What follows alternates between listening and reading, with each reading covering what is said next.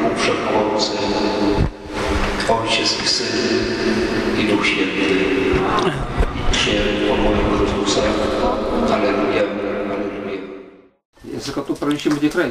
Yra daug, yra vis per tos 20 metų, tai ten gana tokia knygutė jau susidariusi. Bet čia, sakau, bet tie vizionieriai, per kurios kalba Marija, tai pastikus pranešimus praneša.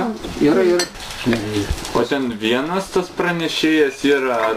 Ne visi gauna, tam tikrų laikų.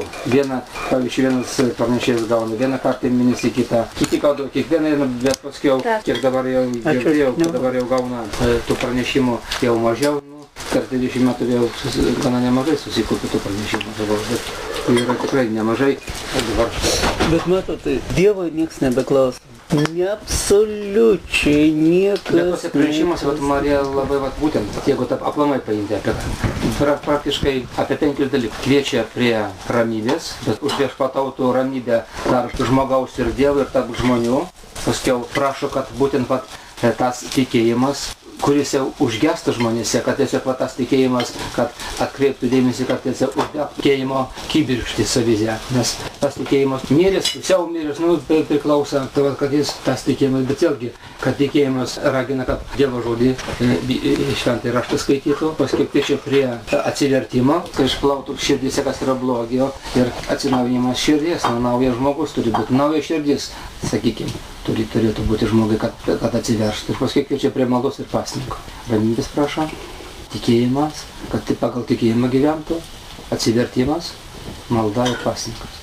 Dėl pasninko taip pat prašo trečiadienis, penktadienis pasninkas. Ir paskui, kaip kuriuose pranešimuose, kaip tai kalba, melskitės su pasninku, melskitės ir pasnikaukit, besimelsdami kartu maldą, kad sujungti maldą ir pasninką. Pabrėžia maldos ir pasninko tokį ryšį, kuris labiau žmogų išgrynina. Jo, vis tiek žmogus turi nugalėti savo kūną. Tada tu tampi tik tai žmogumi. Tikrų, kol savo visų ydų neįveiksi, kaip sako, aukščiau nepakilsi savęs. Tol kūnas tave valys. Jo, matai, ir dar Dievas visiems pridalino tų ydų mums. Tai viens ta polinkis į tą. Ir išbando Dievas. Kiekvieną mūsų bando. Pasakykit, vieną epizodą prisimenu, aš taip irgi bandau apmąstyti, bet popiežius buvo, sakykim, tam ekumeniniam susirinkime ir ten ant altoriaus buvo padėta Budos statulėlė ir kartu meldės. Jonas Paulius II ar dabartinis? Jonas Paulius II. Ir sakykim, ar tai nepažeidžia mūsų kaip katalikų tikėjimo prijungiant? Ar tai papildo, bet nežinau, man kažkaip irgi. Dar aš bandau ieškoti tos tiesos ir tiek, jeigu mes priimsim kitą tikėjimą, tai tie žmonės, jie paprasčiausiai neatsivers, nes mes juos priimsim tokie, kokie jie yra ir... Jie netaps Dievo vaikais, paprastai. O jie turi grįžti į tą vieną vidę. Aš dabar kaip mistikas pasakysiu, vyksta didžiulis sielos perkeitimas. Iš juodo į geltoną, į baltą, įsivaizduok, iš tamsos į šviesą. Krikštas, visi stebuklai, aš visus aprašęs esu. Ir įsivaizduokit, čia yra nuskriaudimas šitų žmonių. Mes jau naujai žmonėm tampam. Per krikštą, per Jėzų Kristų mes einam į dieviškus dalykus, į susijungimą su Dievu, o ten jie ir liko žemiški, žmogiški. Įsivaizduokit, tai tas mažasis žmogus ir išlieka. O čia yra didžiulė skriauda padaryti, atsiverš žmogui reikia. Juk Jėzus aiškiai Evangelijai pasakė. Mes tiek neklausom Dievo, kad jūs taip pažodžiui pažiūrėtum, bet žinokit, tai tiesa, Evangelija veikia, ji gyva, ji yra Jėzaus paliepimas, ji vykdymas turi būti. Aš taip suprantu. Ir aš taip darau. Ir man Evangelija yra aukščiau visko.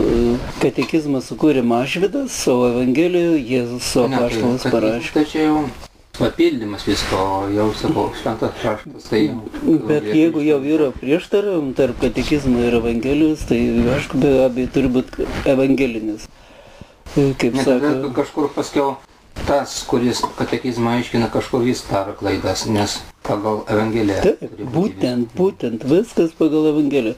O Senas testamentas, tai reikia išminties, suprasti, ką Dievas norėjo pasakyti. Nu, matėt, jaunimo dienos kokį kryžių popiežius vežė. Be kančios. Nu, Ką ten kryžius? Nu, jam šitą mačiau.